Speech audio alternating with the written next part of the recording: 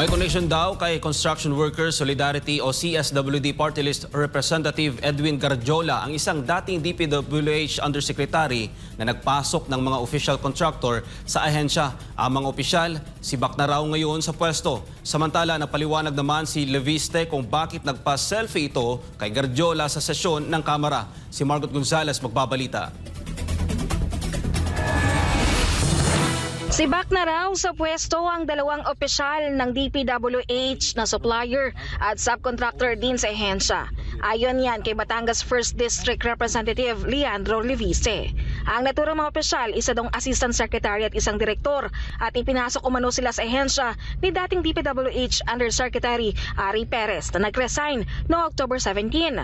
Matatandaang nag-resign si Perez matapos ibunyag ni Leviste na may connection sa mga kontratista ang bagong Undersecretary na itinalaga ni DPWH Secretary Vince Dizon sa DPWH. Nagpapasalamat naman daw si Leviste kay Dizon sa agaran nitong aksyon laban sa mga opisyal. Pagbubunyag pa ni Leviste, ang dating Undersecretary may connection daw kay Construction Workers Solidarity o CSW Party List Representative Edwin Gardiola. I received information from multiple sources, some in Batangas and some from the previous positions of Ari Perez. Yeah. Ari Perez's wife is from Lipa. Okay. So, in Batangas, many people confirm that Ari is close to Gardiola. In fact, have said that after Ari was appointed to the DPWH, kung gusto mong makakuha ng budget para sa project sa DPWH, pwede kang dumaan kay Congressman Gardiola dahil malakas siya kay Congressman at kay Ari Perez.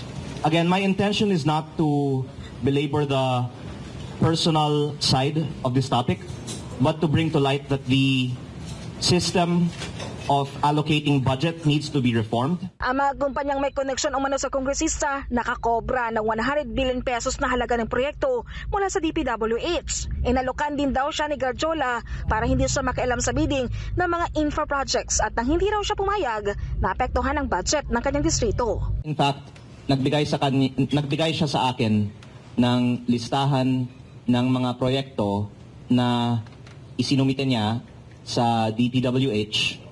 And on the same day, sinabi din ng district engineer ng aking distrito sa aking staff na nakakuha sila ng listahan mula kay Congressman Gardiola at ito po ay for funding ng DPWH.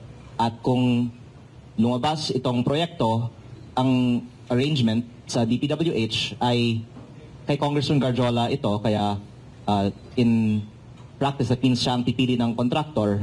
At dahil hindi ko papakialaman ang bidding sa kanyang proyekto, meron akong parking fee. Pero tutol po tayo dito. Pero ang lumabas ay dahil tutol ako sa practice na ito, hindi binibigyan ng extra budget ang aking distrito. Kaya pasensya na lang po. Samantala, nagpaliwanag naman si Leviste kung bakit ito nagpa-selfie kay Gardiola sa House Plenary Session. Matatanda ang minasama ni Gardiola ang pagpapaselfie ni Leviste at sinabing publicity stunt ito. Ayon kay Leviste, first time niyang nakita si Gardiola sa sesyon noong nakaraang Lunes, makalipas ang 3 buwan. Kaya gusto niya magkalitrato dito at hindi raw ito penado. Hindi raw kasi ito umaattend ang sesyon. Congressmen were asked to attend session to vote on the suspension of Congressman Barzaga. Okay. That's why there was a high attendance on session on Monday. Oh. And for whatever reason, it was the first time that I saw Congressman Gardiola in the plenary session for 3 months. And when I entered the hallway, he was right there. So it was the first time that I saw him plenary session in 3 months. My instinct was to capture the moment. Paglilinaw pa ni Leviste, nilapitan niya si Gardiola para malaman ang sagot nito sa mga aligasyon kaugnay na nakuha nitong kickback sa infra projects. Sa kabila naman ng mga isyu kay Gardiola, wala daw siyang planong ireklamo ito sa Ethics Committee at mas mainam niyang sampahan ito ng reklamo sa Office of the Ombudsman. I think the proper forum is the Ombudsman. Kasi hindi ka naman makulong sa ethics case, di ba? Oo, wala. Oh, At the most, expulsion. Hindi ma-freeze yung assets mo sa ethics case, di ba? Para sa Diyos at Pilipinas, Kumahan Margot Gonzalez, SMNI News.